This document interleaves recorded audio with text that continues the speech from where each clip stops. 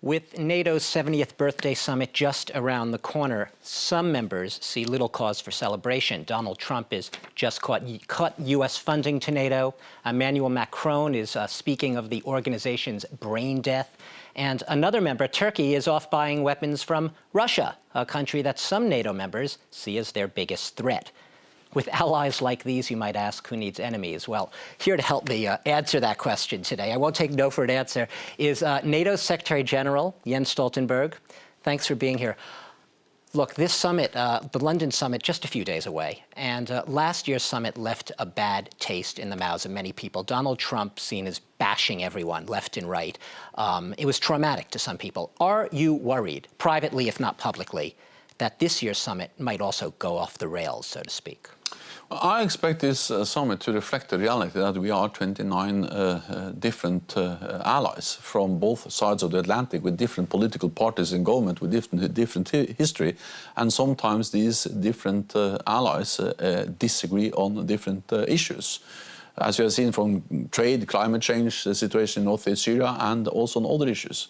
But I also expect that despite these differences, we will send a very clear message about unity, that we unite around our core task to protect and defend each other based on the idea one for all for one, because that preserves peace and it makes us all safe in an unpredictable and more uncertain world. But with all respect, you have to pitch a positive message on the eve of this summit.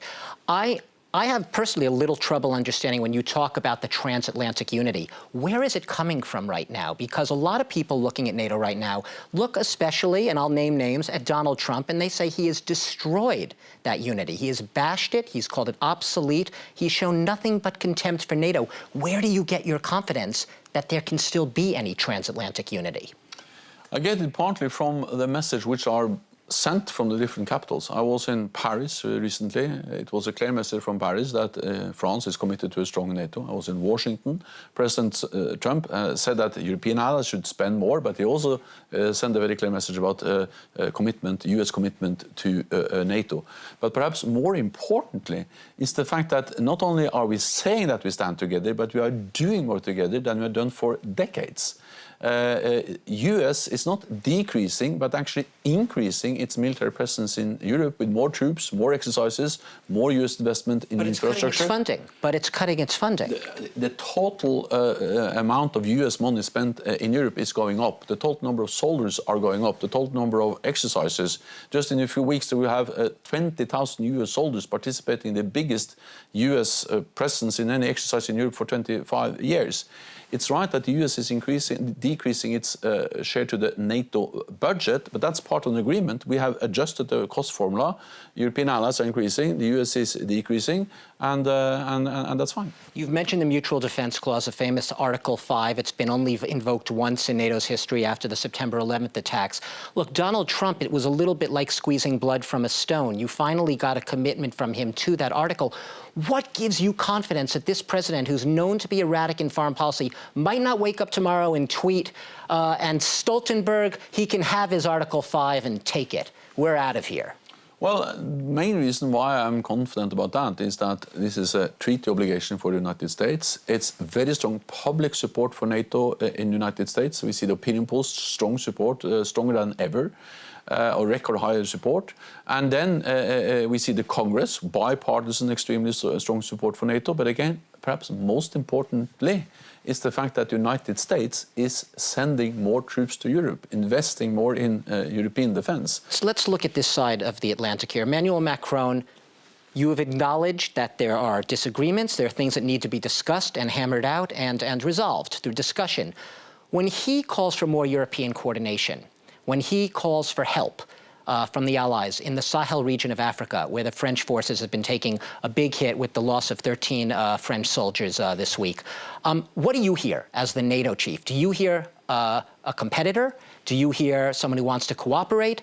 How do you interpret that? First, I'd like to once again express my condolences on the loss of lives in Mali and express my condolences to the French people. NATO allies support France in the Sahel, especially the United States provide significant support. Logistical and intelligence, yes, but yeah. it's minimal. But the reason why NATO is not supporting France is that we will only support France in Sahel if France asks us or if France put forward a request for NATO support. Isn't he essentially doing that? Well, I will not speculate, but if France actually comes to NATO and asks for support, then I really expect that NATO allies will consider that very seriously, because NATO allies understand the challenges we all face in the Sahel.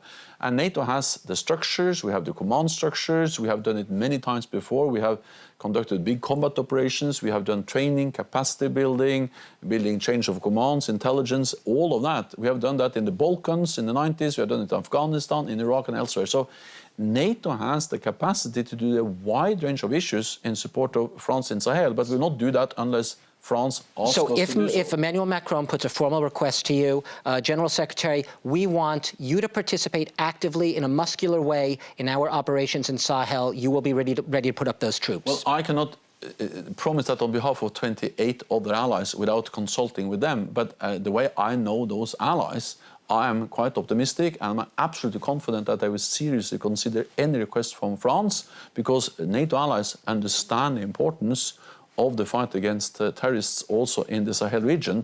So I believe there will be a positive response, but of course, if there is request, I have to sit down and consult with the other allies before we make any final decision. Isn't this sort of the crux of the problem here? Because you are the NATO Secretary General, but you're dealing with allied members where sometimes it seems like everyone is in their own corner.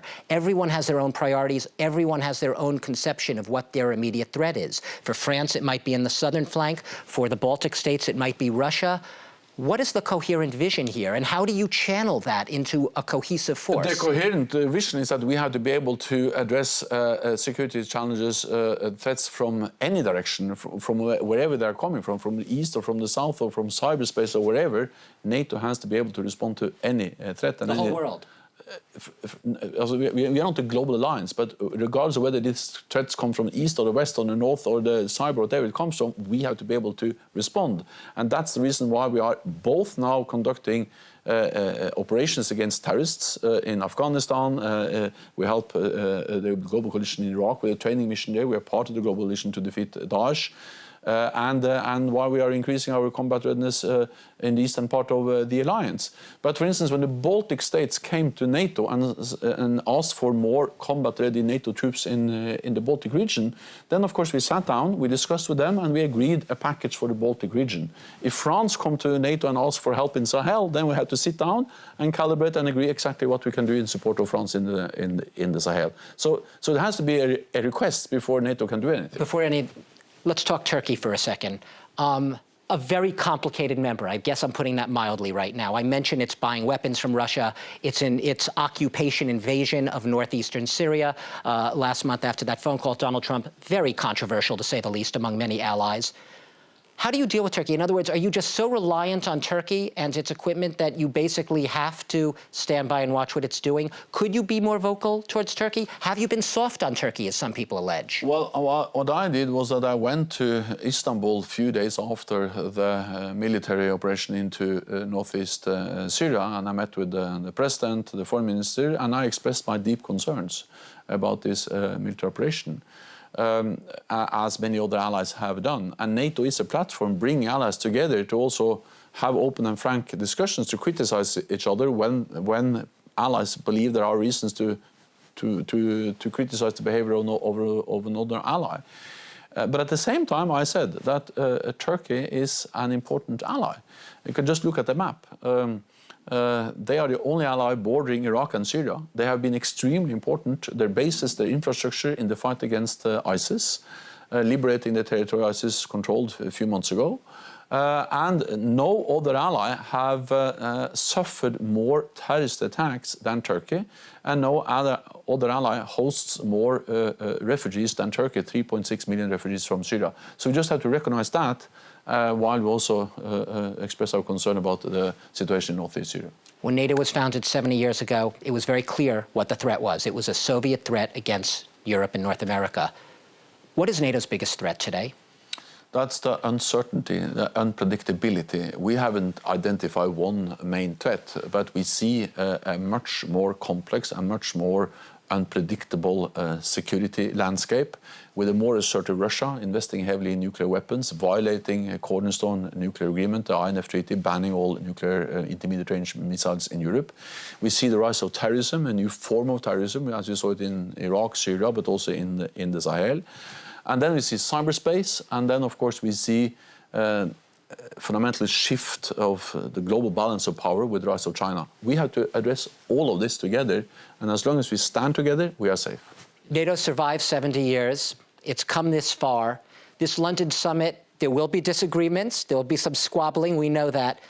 Is NATO fit for the future, and where will it be in, not forget 70 years from now, where will NATO be in 10 years from now? What's your best case scenario? We will still be the strongest and the most successful alliance in history because we are changing.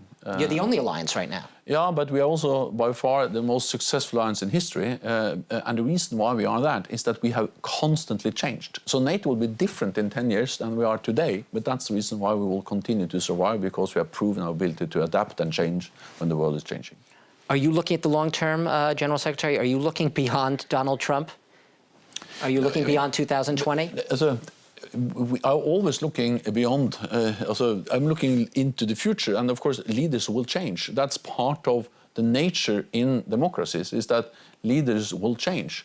So that's part of a natural process, but NATO remains strong because it is in our national interest to stand together. NATO fit for the future or not? Well, thank you for your time today. A difficult summit coming up. Wish you luck next week in London. Thank you so much. And thanks to all of you for watching the interview here on France 24.